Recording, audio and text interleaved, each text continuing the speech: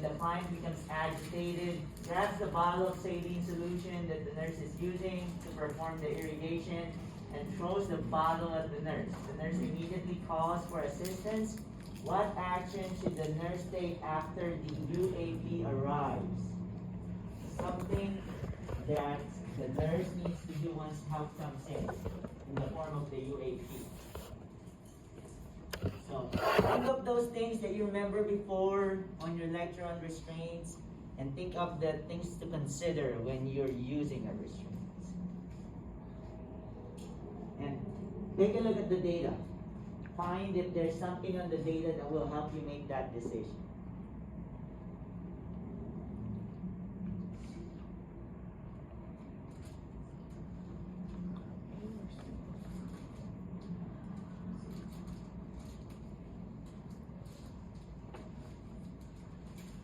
Alright, so the answer is letter D. Yes, D. That's right. Letter D. So here's the explanation, okay? The reason why you don't want letter C to be the answer is you don't put scheduled things under what? Under conditional. Meaning that if you don't do that on time, what would that be? It's a medical error. Because it's time. So if you don't do that simply because you want them to stop first, and they don't stop, right, then you're not going to be able to do it. So you don't put that in conditional things.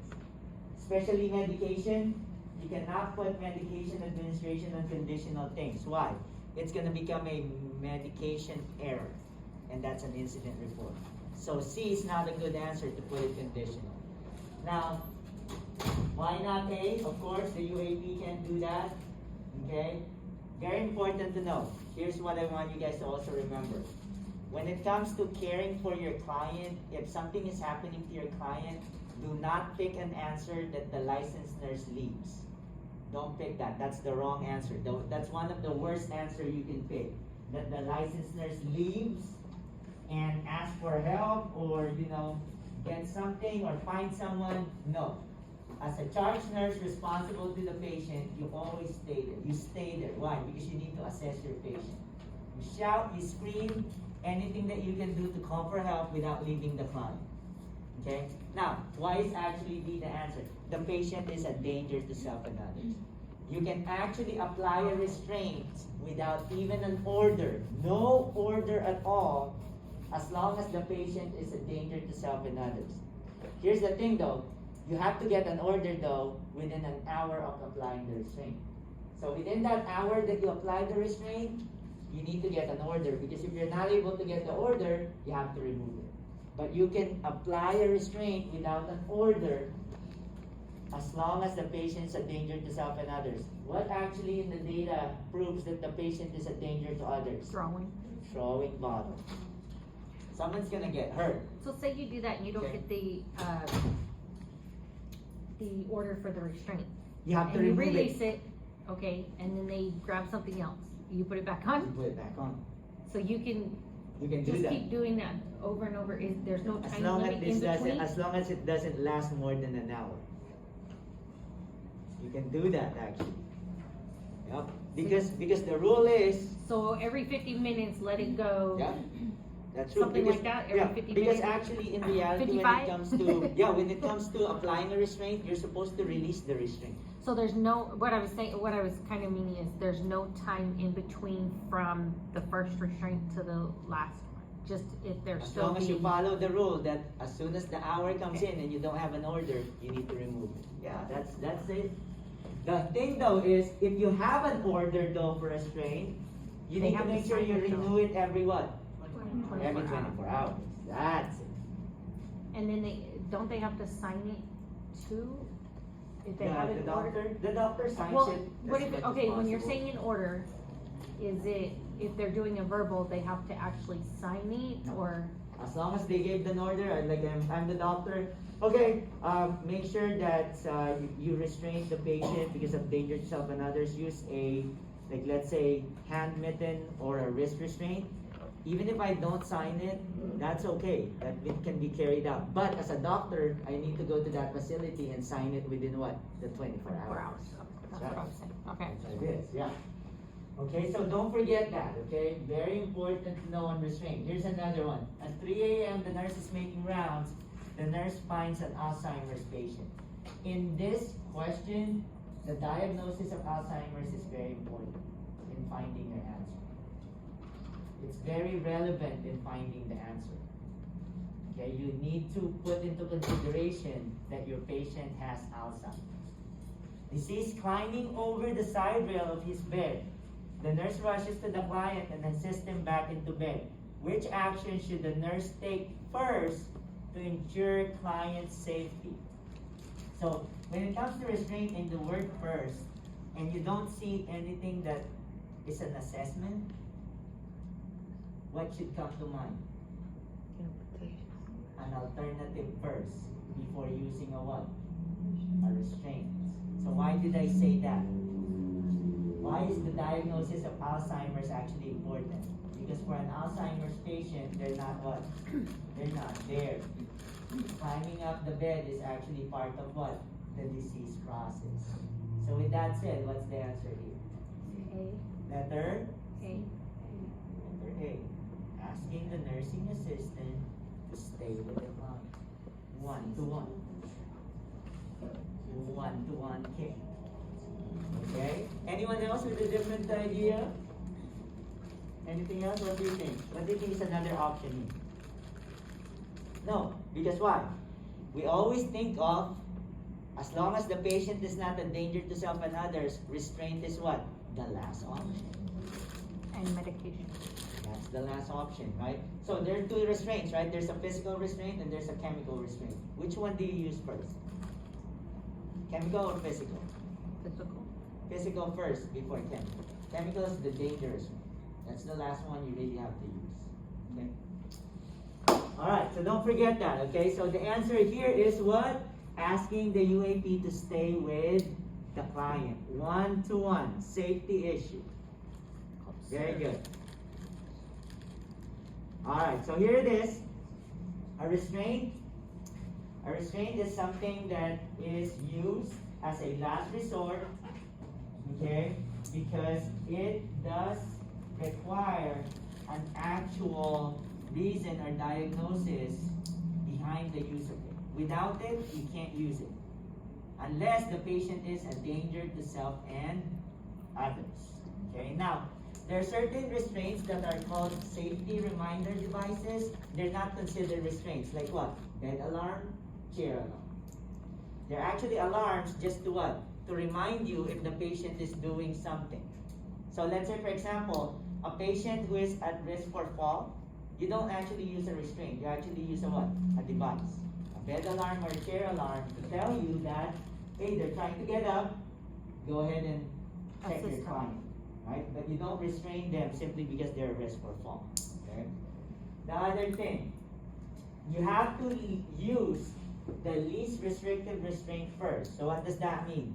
You have to start with either a wrist restraint or a hand mitten before you actually use a belt or a vest. That's important because they're going to be asking you that and make you pick a certain restraint that you need to use. And always when it comes to picking a restraint, you want to pick the less restrictive first. That's applicable for the patient. So, if you're gonna pick a best restraint for someone who's actually trying to remove their IV, you've got the wrong answer. Why? You should have picked first what? The hand mitten. Hand mitten or a wrist restraint. Alright? Okay, very good. So don't forget that. Because the purpose of the restraint is not really to prevent the client to move, but to prevent them from doing what you don't want them to do. So they should be able to still move their arms and legs, but not pull on their NGT or pull their IV, if that's what you're trying to prevent. Okay? Alright, now, other than that, a few things to remember. This is very important. They ask this. The type of knot that you use. How do you actually secure a restraint? What's the knot called? A A slip knot. Don't forget that. Ooh, that comes out a lot. The other name for slip knot is called the quick release knot. Okay? So if you don't see on your test whether it's the exit or the NCLEX, the word slip knot, look for the quick release knot because that's the other name. They're the same thing. Quick release and slip knot, they're the same thing. The next thing they're going to ask you that always comes up, where do you tie it? Where do you On tie it if the patient bed is rail? on the bed? The bottom of the bed rail. So, bed rail, the footboard, the headboard, the bed frame. The bed frame. It should be on the part of the bed, okay, that is not mobile. Meaning that, Yeah, the, you know, if you move it, because it's the bed frame, it has to move from the client. Because if you tie it on the footboard and the bed raises, the footboard doesn't raise. So you're gonna pretty much, you know, pull on the client. You're gonna, you know, get hurt. So again, the best answer is where? On the bed frame, using a slip knot or quick release knot.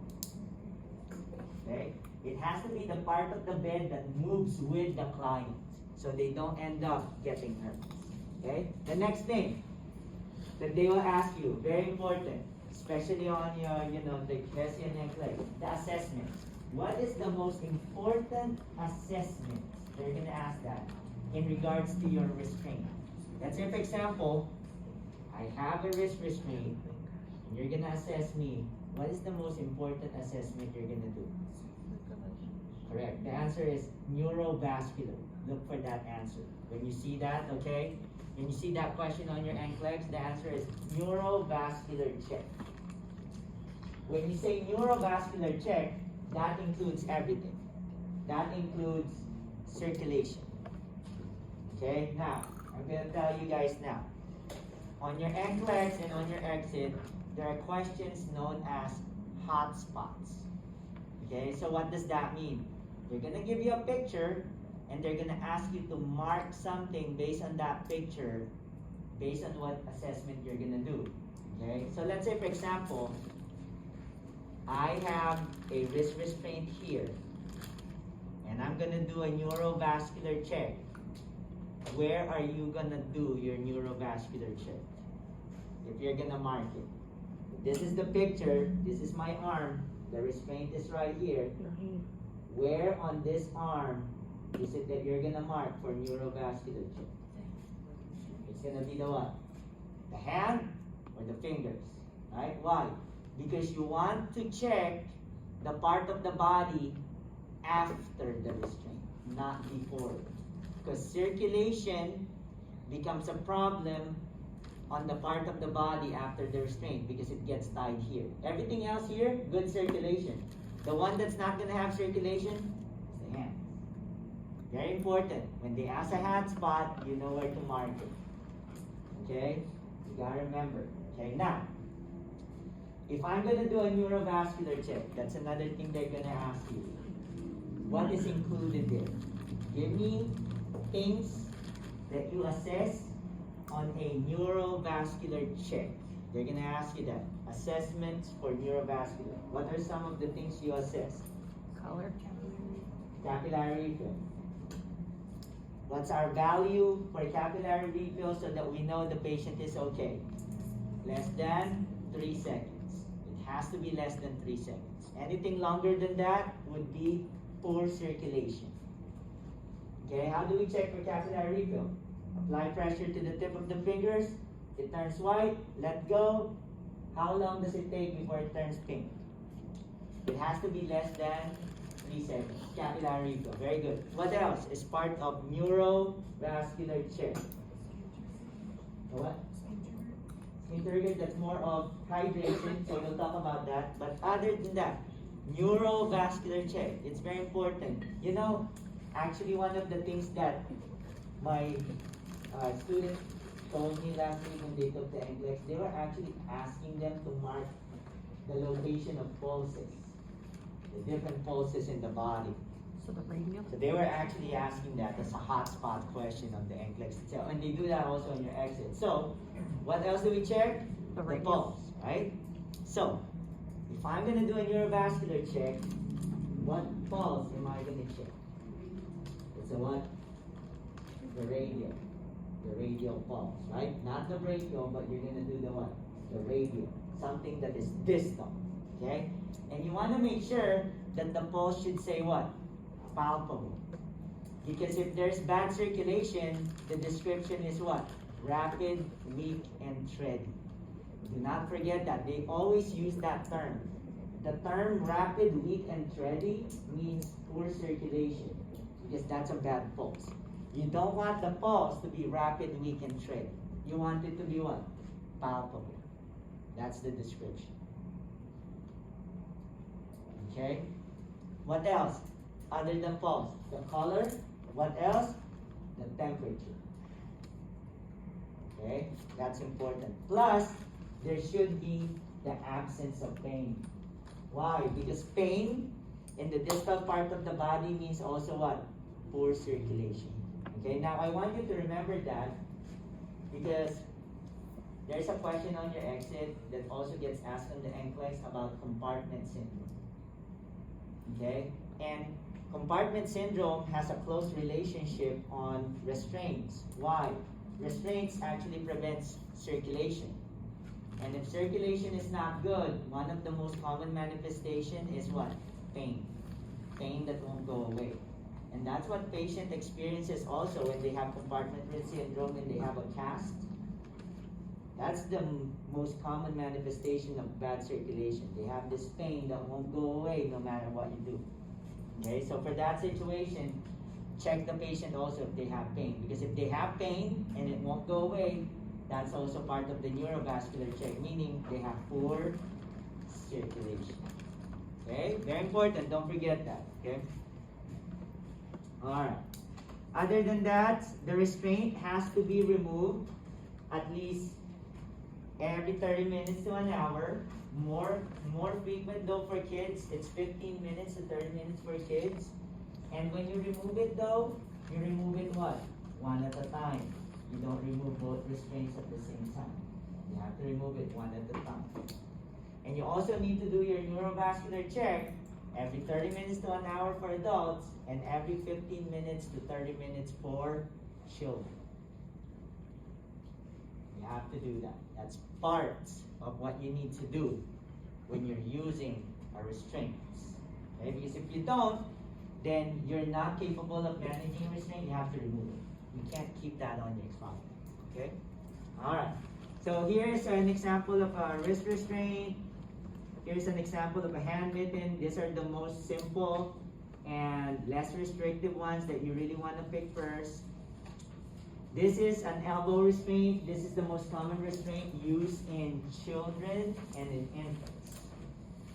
Children and infants, this is what you use because majority of the problem with children and infants is reaching out.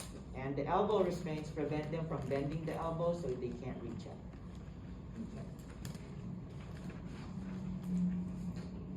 Okay. And of course, here's another one for infants, mummy. The mummy restraints. Okay, but whatever restraint you are going to use, the same complex, the same concepts apply that you need to do. Okay, especially on your patient assessment.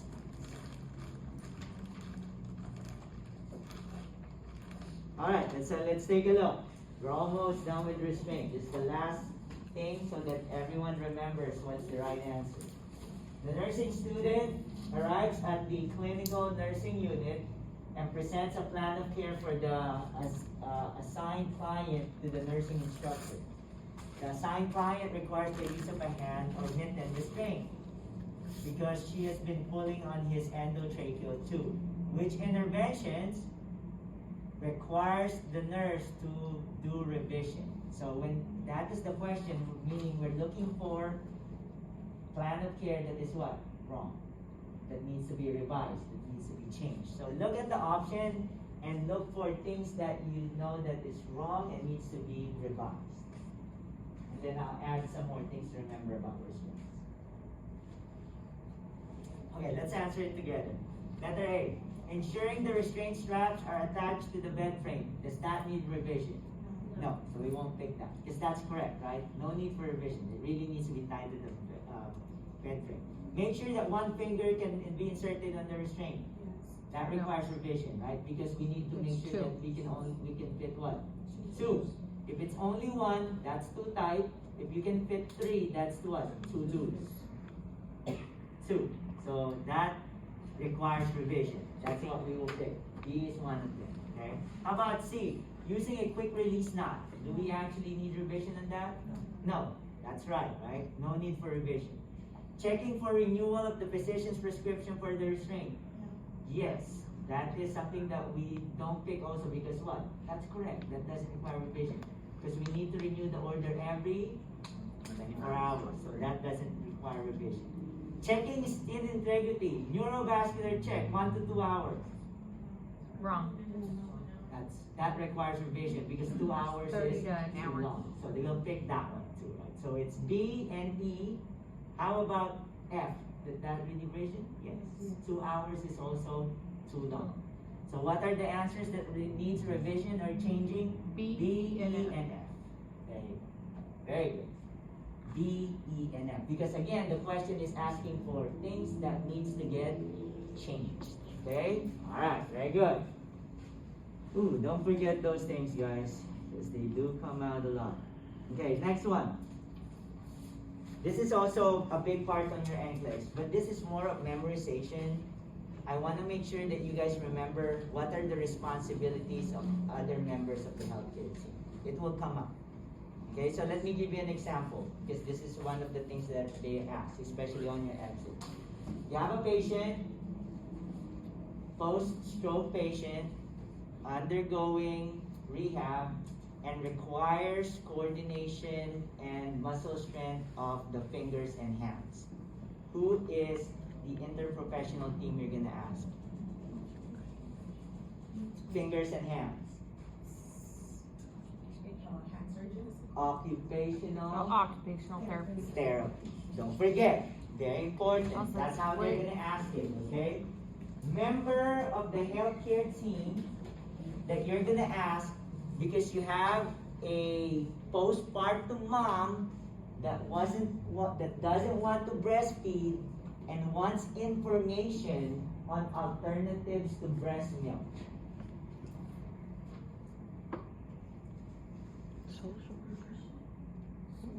Nutritionists, dietitian. Okay, why? Because we're looking for alternatives to what? To breast milk. So they're the one who can provide the information on alternatives, right? Okay. Members of the healthcare team that you can ask because there is a questionable prescription order between the doctor and the pharmacist. Who are you gonna put? The RN. Questionable prescription order. The pharmacist or the doctor? Because that's what they'll do on your exit. The answer is the doctor. The pharmacist is only there to recommend, but they cannot what? They Prescribe. cannot fix a prescription that the doctor wrote. Okay, it's the doctor that will have to do that. Okay? Alright, here's another one. If the doctor though is not there, there's one other option that you can pick that fix a prescription. Advanced care nurses. What is that? That's a practitioner. A nurse practitioner also has the ability to what? Correct prescription.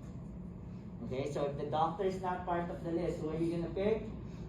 Nurse practitioner. Nurse practitioner. Advanced nurse practice. Or Okay? would it be, How about if you have a patient that is having a problem with swallowing? Who is the member Speech of therapist. the speech therapist? Alright, good. So just remember this. They ask that even on your NCLEX, so you better know your members of the healthcare team, okay?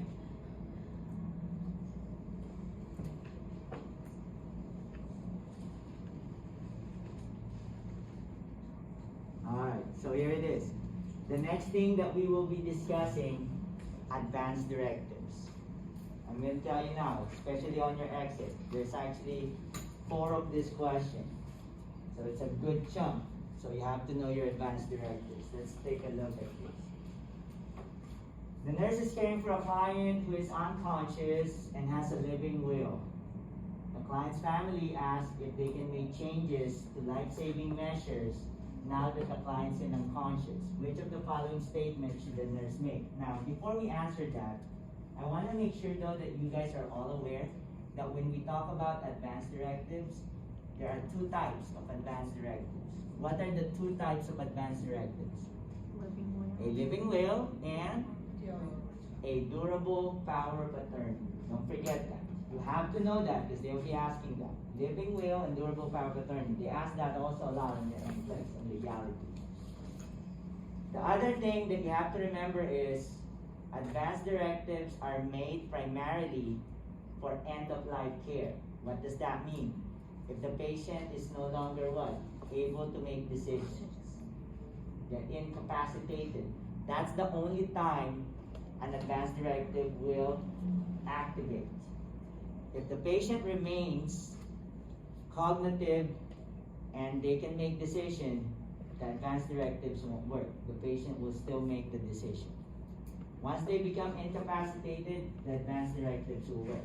Okay, so let's take a look at this. Which of the following statements should the nurse make because the family asked if they can make changes to the life measures now that the client is unconscious?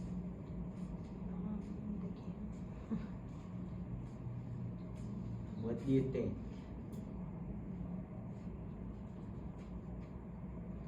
You know what's very challenging about the advanced directives is sometimes they make other people sound so important, especially when they use the word spouse, and it makes it hard for the student to make a decision there. But I'm gonna let you guys know later on once we discuss this, there's someone more important than the spouse when it comes to advanced directives. I'd say A. What's the answer? D. The answer is letter. The suspense, right? Letter D. The living will states the client's wishes regarding life-saving measure. What does that mean? What does it tell you about the living will? No one else can change it. There's only one person who can. Who? The patient. Wait. Patient. Only the patient. Even if there's a DPOA, the only responsibility of the DPOA is what? To make sure that the living will is what? Carried out. Followed or carried out. Now, if there's no living will, then who will make the decision for the client? Is it the spouse? Who? Is it the closest relative? Who? The DPOA is the one that has the say.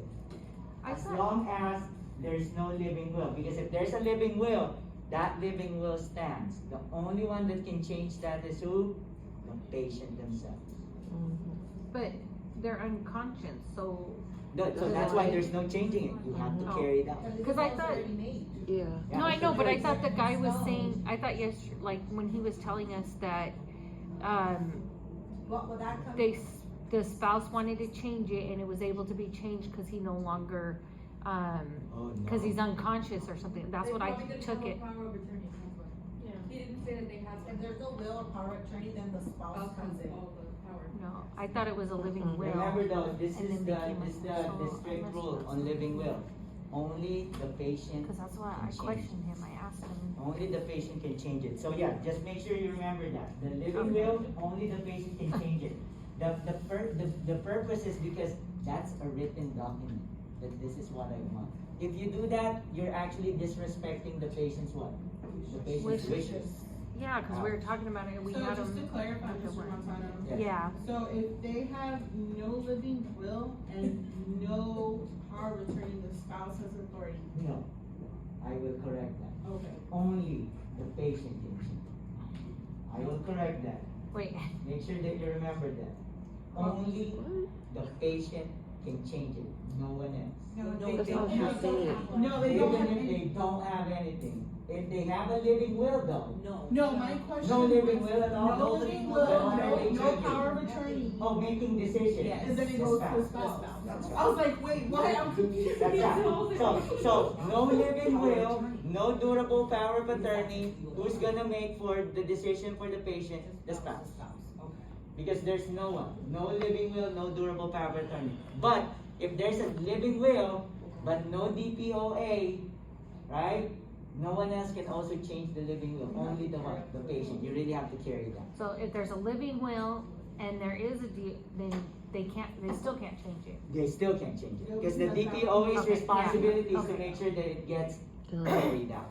That's right, very I was good. just asking, cause yesterday when he was talking about it, we were talking about the paper, with Kaiser, remember how we said with the forms? So what if they're So- in like an emergency situation where they're gonna, it's an Swear. emergency situation, Yeah, and that's they it. have to, Give a consent. intervene, and they have to consent, and there's no family members, nothing. The doctor. Then that's the doctor. The doctor will make the decision. It's, Yeah. what, there's a word for that, isn't there? Yeah, it's like an immediate. No, an there's immediate an need. actual word for the doctor, Implied. implied, or, yeah, Well, implied, there we go. implied consent is when you're like, Implied yes, consent, that has there to it be is. done. Yeah, that has to be done. If they're consenting. But that's, remember though, guys, that's a consent. That is not a living will, okay? Right. Alright, so, let's answer this some more. Alright, here I we swear go. he said, that's what, I A nurse is reinforcing teaching about advanced directives with a client admitted to the hospital and scheduled for surgery. Which of the following statements? So I'm gonna tell you now, this is how it is on your exit and on your NCLEX. The way they actually check your knowledge on advanced directives is based on statements. They're not gonna directly tell you. So what they're gonna do is they make it harder based on what the patient says. How do you know if they have an advanced directive? That's what they're gonna do. So this is an example. Which of the following statements made by the patient indicates that they really have it? This one though, it states further what? Teaching. So that means that we're looking for something that the patient said that is wrong, right? About the advanced directive.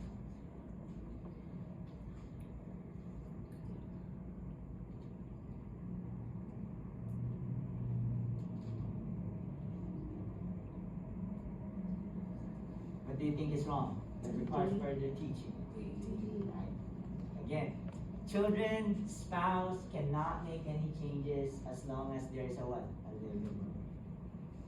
Okay?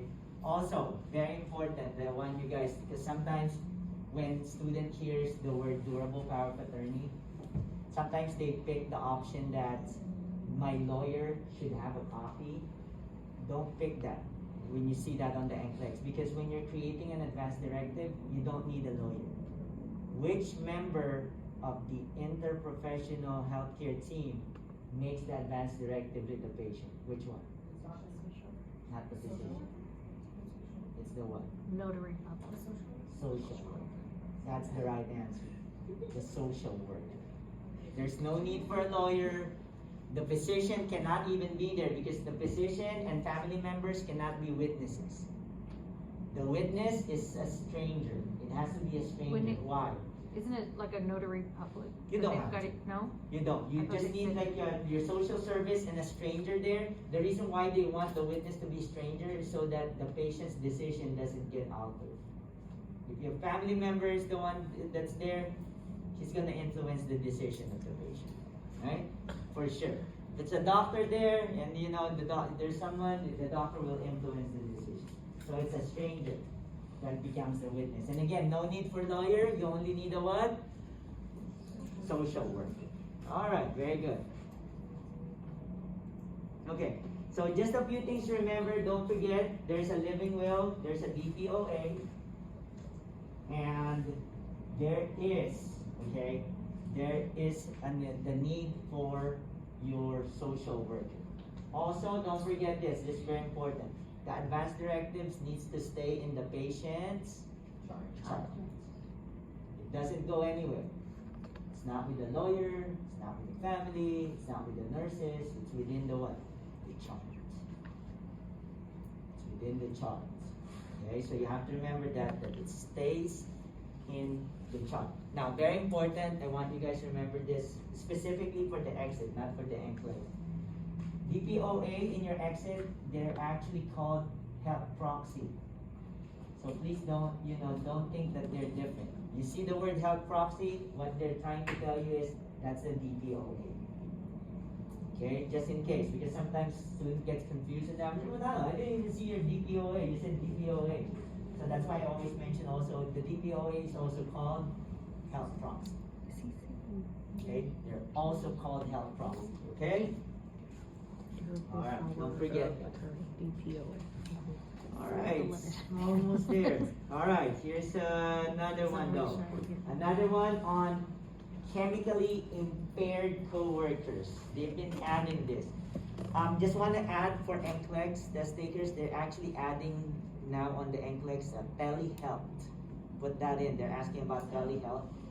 So telehealth is a phone system that Oh, they yeah. actually use on small like cities, For different languages? different languages or mental health issues, or if you have some problem, like let's say impaired people, you know, that you would just want to report, telehealth. Okay, Oh. now this is actually on your exit. They're asking you, how do you handle if you have a coworker that is suspected of being impaired, whether by alcohol, narcotics, you know, illegal drugs, what would you do? Here's the question, right? Which of the following members of the chain of command should the nurse notify first? What do you think? Is it the chief nursing officer? Is it the unit director, the hospital supervisor? It's the charge nurse. Okay, take note, very important. Don't pick the option that you will talk to the coworker.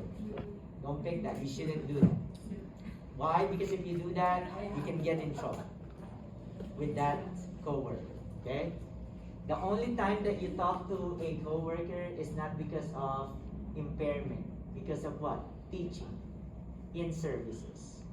Let's say, for example, you have a coworker that went into the isolation room without wearing PPEs, right? Make sure you give them PPE, and when they come out, you can talk to them to make sure that what? You have to know that you have to wear what? PPEs. That's important. In this situation, you cannot do that. Oh, I think you're impaired. You know, what are you on right now? No, you're gonna get in trouble. Okay? What you on, Lulu?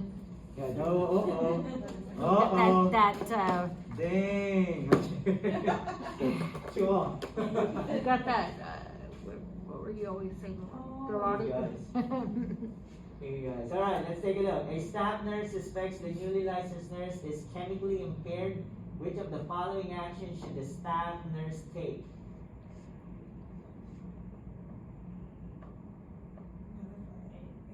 Letter A. Okay. Don't interact.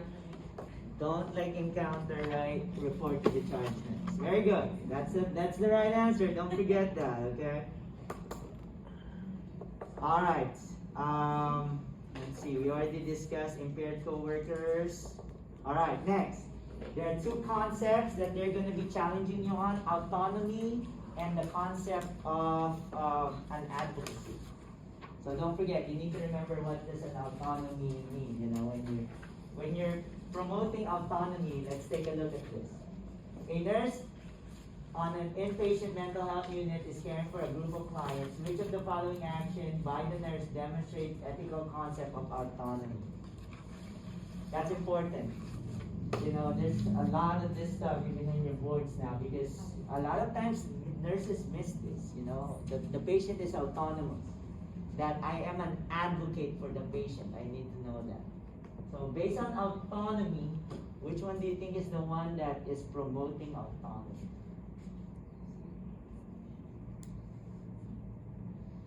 You have to know the definition of autonomy, right? So don't forget this. If you're promoting autonomy, what would be the answer? D. Letter C. Letter D. The answer is letter C.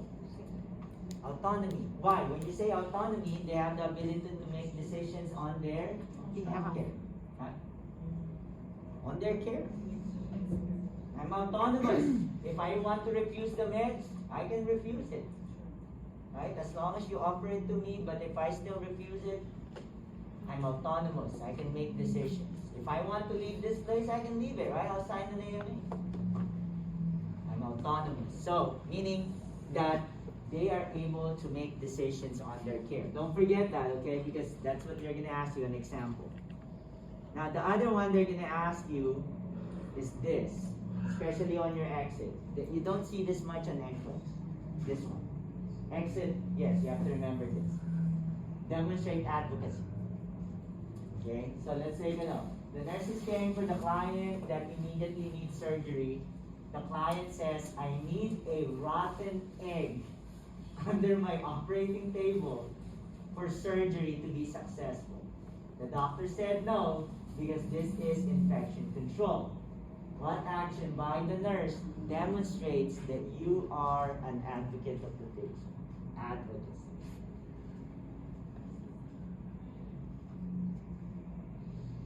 And then I'll give you guys a technique. There's a technique here that I also always tell my students.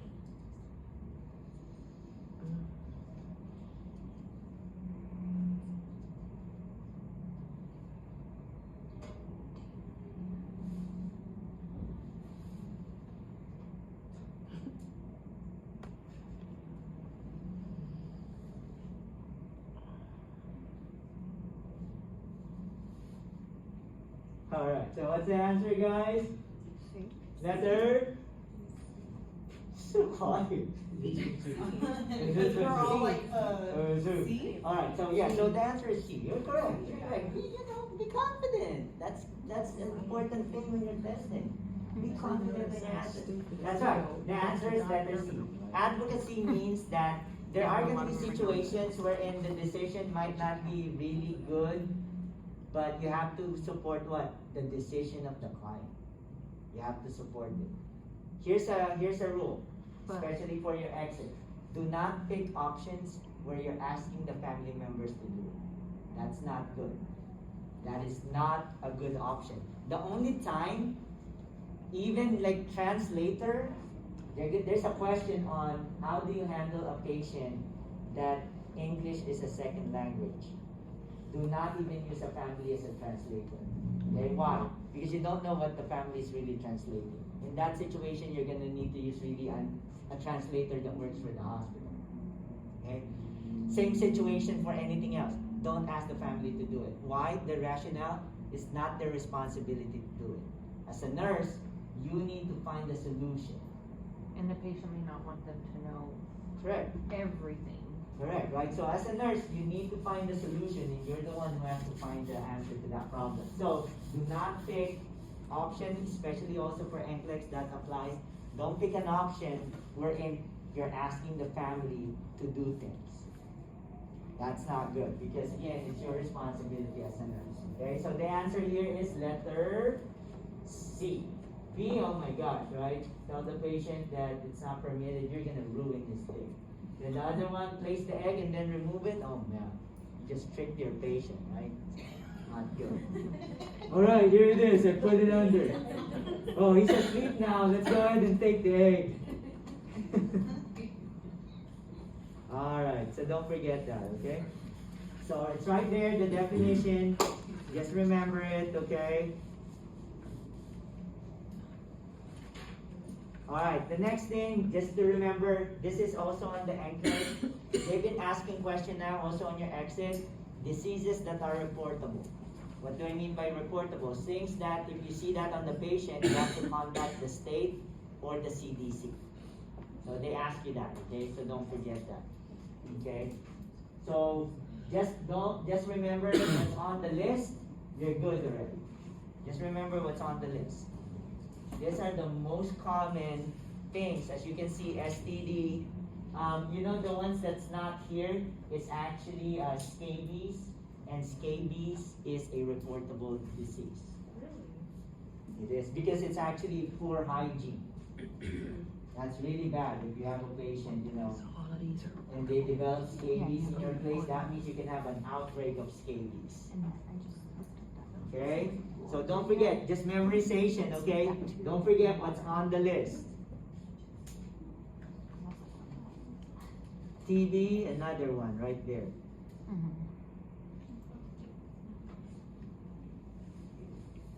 Alright, the next one, informed consent. So this one also, you see this on your exit, they ask this also on the NCLEX, informed consent.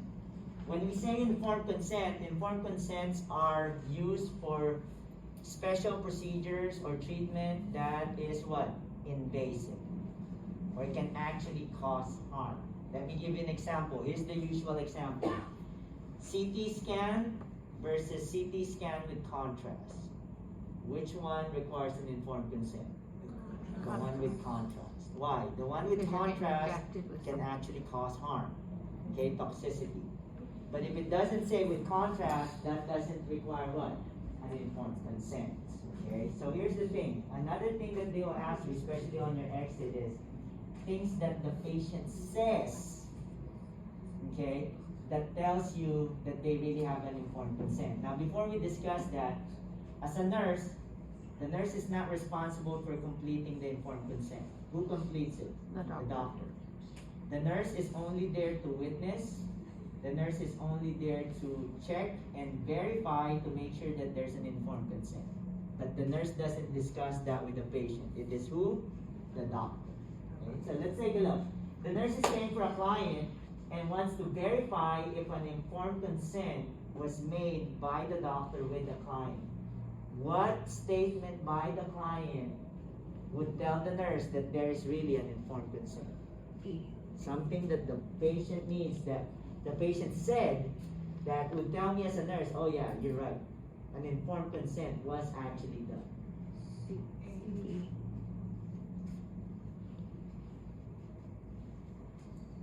What's the answer? The answer is letter, and don't forget this, letter B. Okay, why? Part of the informed consent is knowing who are the members of the healthcare team that would perform the procedure. Knowing the surgeries tomorrow, that's a general knowledge. You know that when your surgery is going to be done. It's not part of the informed consent. Informed consent is related to what? Procedures. Related to procedures. Okay? How about C? Why is C not wrong? Why is actually C wrong? Here's another technique. And this is important for the NCLEX. You do not pick an option that has the word only, that has the word always, that has the word all the time, that has the word never. Why? Those are generalizing words. Those options that has those words are bad answers. Why? There's always an exemption to the rule. And when it comes to informed consent, the doctor has to discuss what? All of the alternatives. All of the alternative treatment, not just one. So that's an important rule to follow, guys. You see the option has those words, don't even pick it. Just cross it out already. You said only, always? Only, always, never, all the time, you know, generalizing words. Don't pick that. Okay, because again, there's always an exemption to the rule. So that those are not good options to pick. Okay? And then of course, D, I cannot change my mind. Oh, you already signed it. You're gonna go through it. No, right? Of course not. You can always change your mind. Alright, let's take a look. Physician is preparing to obtain a consent from the client who has a tibia fracture. The client receives IV morphine sulfate prior to the arrival on the unit and scheduled for surgery. Which of the following actions should the nurse take? This is an important rule of informed consent also.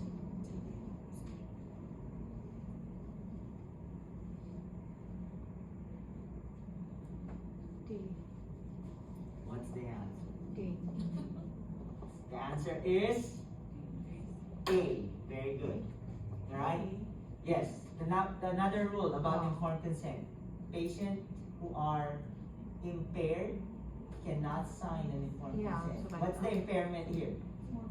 You're on morphine. That's why I was like delaying. Right? They can't sign it. So, who will sign for the client? The relative that's there. The doctor that's there. Whoever's with the client will sign. Okay? So, because this is something that's, well, oh my God, they have a fracture of the tibia. We need to take care of them. Okay? So again, the answer is age. Okay? Alright, so don't forget that. Here's another one that they will actually ask you, and something to remember. Who can actually sign it? They're gonna ask you that. On the NCLEX that came out, who can sign it? So who are the ones who are considered legal when it comes to signing the consent? Siblings. Spouse, if the patient is what? Impaired, right? Of course, the patient can sign it. How about emancipated minors? Can they sign it? Yes. Yes. How about a minor that works for the military? Can they sign it? Yes, they can, because they're actually considered emancipated if they work for the military as a minor. Okay? How about a minor that is pregnant or a minor that's married? Can they sign it? Yes. Yes. They can sign. So Okay. could it, what about their, like, children? Yes, as long as they're the one, the relative that's with the patient. Oh. Yeah, they can sign. Okay? As long as, of course, they're of legal age or emancipated. Right? So don't forget that. Who can sign? Those are the examples of who can sign. Okay? Would there be a question like if it was, if they're not married, but they're, Let's say pregnant. No, Yeah, you can no. sign. like if they're not, like for the other person?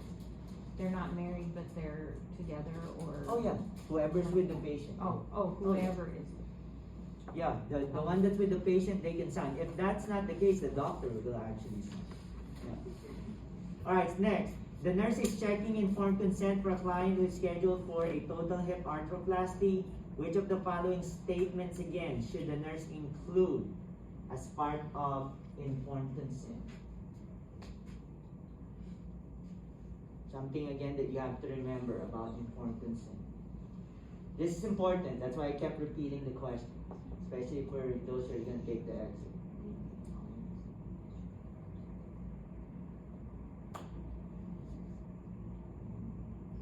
Which statement should the nurse include?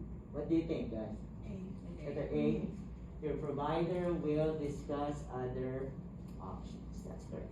The provider always discuss other options as part of the informed consent. Very good. Alright. Good. You guys are getting it. Okay, so here are some of the things to remember. And then right there, okay? Who can sign? Don't forget that. Very important to know who can sign, okay? You gotta remember who can sign. You said you're sending these to us, right? Huh? You're sending them? Oh yeah. I'm saving it at the end and I'll send it to you guys. I'm all. Yeah, I know, you can barely read it, right? Yeah, I know, guys. Okay, so here's the responsibility. Also, don't forget, they asked that as well. NCLEX, they asked this, responsibility. So no, okay, the responsibility of the doctor, the patient, and the nurse when it comes to informed consent.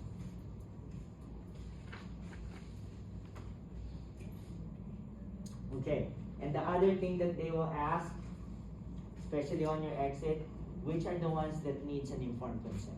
So I gave you an example, CT, right? How about Foley catheter? Does that need an informed consent? No, that's what we call as a what? Implied consent, right? That's what it is. How about a what do you call this? Stress test treadmill stress test for someone who's having chest pain. Because of chest pain, they want to do a treadmill stress test. Yes, because that can actually result to a what? To a heart attack, right? Okay, very good. How about an angiogram? Does that need a informed consent? Yes. Okay, things that are invasive would require an informed consent. All right, very good. Next one. Very important. I'm gonna write it down because I'm gonna need to show you guys the actual way. They're gonna ask you how to properly write a telephone order. Okay. Now, the other thing that's I'm gonna discuss actually on the weekend. They also ask you also on the NCLEX acceptable abbreviations. they ask you that. Okay, so I have a list of abbreviations that are acceptable and not acceptable. We'll go over that. But for today, we need to go over how to properly write a telephone order. We need to know that, okay? The right way of writing a telephone order. Okay, so here's the thing that we make this bigger. So when we're writing a telephone order, these are the important information you need to have. We need to have a date.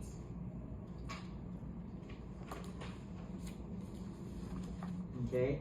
We also need to have a time.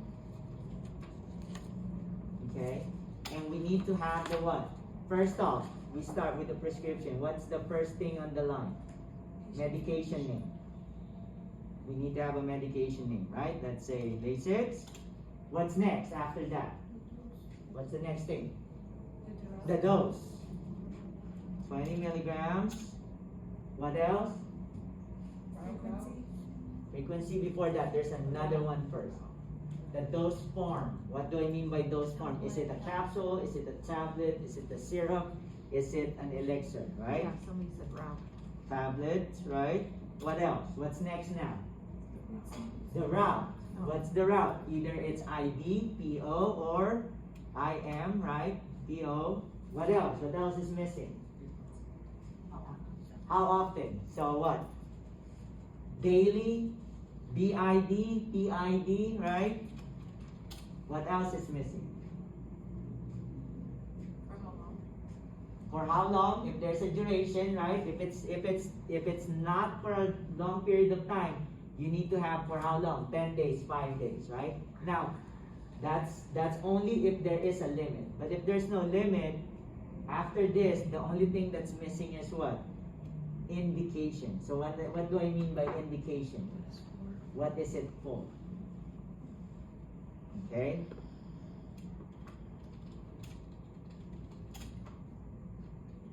Alright, so you have to have a reason for it. Okay, so again, yes, like you said, you can put for 10 days if there is a duration that's there. And then you should have the indication. What is it for? Okay, so don't forget the format. This is the best way to write this. Okay, now sometimes on your exit, they're not going to have the date and time. As long as all of the option doesn't have the date and time, then that's okay. Now, if there is date and time, okay, but this one is wrong, it's better to pick. Don't forget this, it's better to pick an answer that doesn't have a date and time as long as what? This here is right. So don't exchange the date and time for the actual proper writing of the order itself, because that's the most important. Okay? So, if there's a date and time right here, but you don't have the route or the dosage form or the frequency, guess what? That's wrong. Don't pick that. It's better to pick an answer without the date, without the time, as long as you have this one right here, the most important information. Okay, is that clear, guys? Okay, and one more thing that I want you to remember, because we're already talking about medication really quick. They're gonna ask you on acceptable patient identifier. Please don't forget the phone number is acceptable. Phone number, part of the NCLEX. Phone number is an acceptable identifier. So when it comes to identifiers, the ones that's acceptable is the patient's name, date of birth, medical record number, telephone number. Okay, now if your patient is nonverbal, you can use a picture, or you can use another member of the healthcare team or family member to identify the patient. Okay? That's the best answer if your patient is a child. Okay? There's gonna be situation that they're gonna ask you to identify a child patient. Do not pick the answer that you're asking the child their name or date of birth. Because why? It's unreliable when you're asking children. The best answer is when you identify a child is to ask another adult, to use a picture, or to use another member of the healthcare team to identify the child. But don't pick an answer that you're asking the child, because it's unreliable, especially when they're sick. Okay, is that clear? But for adults, You can use all of that, including what? Telephone number. Don't forget, telephone number is an identifier. Don't use room number, bed number, things like that. Okay, because that's really wrong. Alright. So don't forget, that's how it's written. We go ahead and save this, so you can already let you know. I can upload it tonight.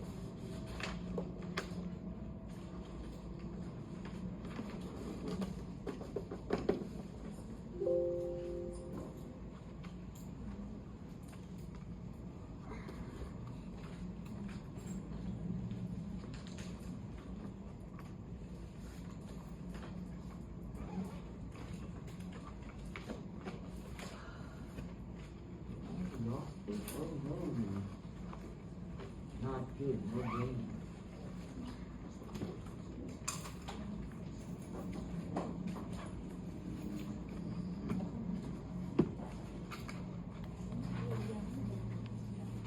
Give me 1 minute, fast, did I throw it away or something?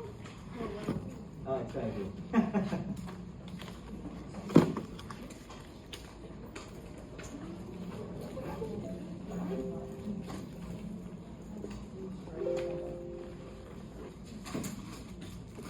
Go ahead and save this. And I'll upload it for those who like, you know, let's see here.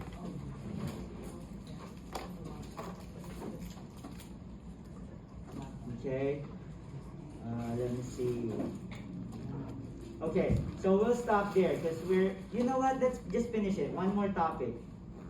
There's only one more topic, PPE. So, just a reminder, and we'll go over this more on the weekend.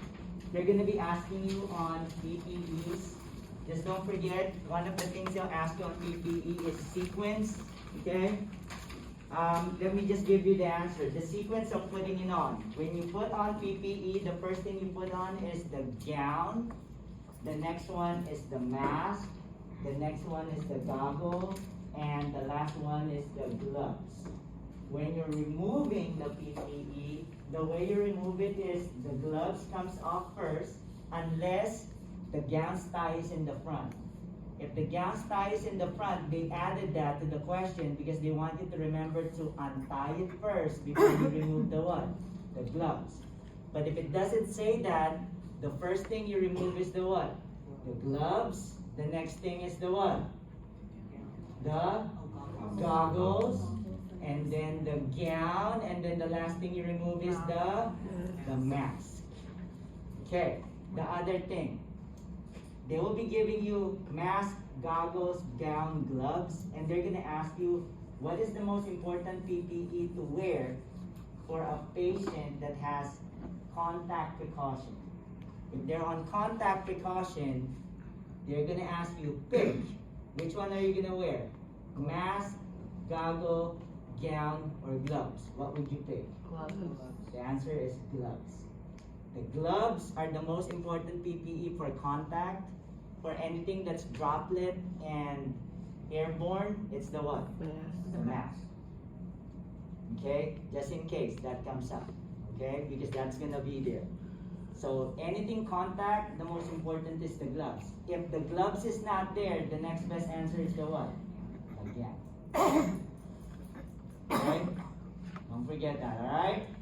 Alright, so we'll discuss this more. We got done with this. So we'll see each other on Saturday. Enjoy your evening, okay? We've covered a lot. Very good. Next Saturday, we'll be discussing acid-base balance, okay? So, and